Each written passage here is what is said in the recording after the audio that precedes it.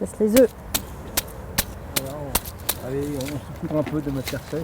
Oh, c'est joli ce que tu fais. Fédéré autour de la réduction des déchets, une priorité pour Didier Chambon.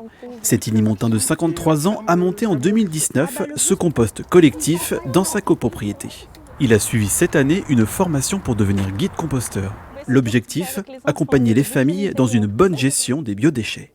Tout est parti d'un petit groupe de voisins qui partageaient un petit peu les mêmes valeurs environnementales.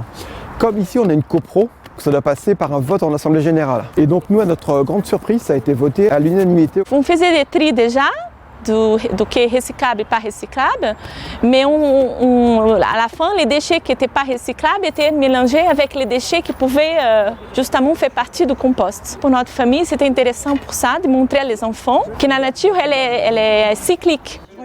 Sur les 110 familles de la résidence, une quarantaine participent au compost. Ce procédé permet d'éviter environ 85 kg de déchets par habitant et par an. Un véritable intérêt écologique, mais aussi un vecteur de lien social.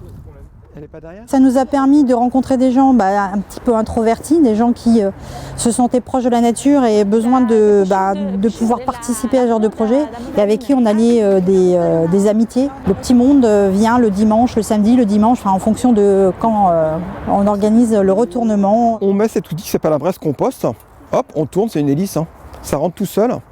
Donc on le rentre sur une vingtaine de centimètres, on ressort, donc la matière qui était en dessous passe au-dessus.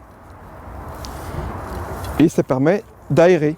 Le compostage, c'est un procédé, on va dire, de dégradation des biodéchets, donc les épluchures, les pots de banane, le marc de café. À partir de 6 mois, on obtient du compost. Donc le compost, c'est un petit peu ce qu'on voit au pied des arbres dans la forêt. C'est de l'humus en fait. Le fruit du travail collectif est ensuite redistribué aux habitants et utilisé pour le potager de la résidence. Cet engrais naturel servira à enrichir les plantations.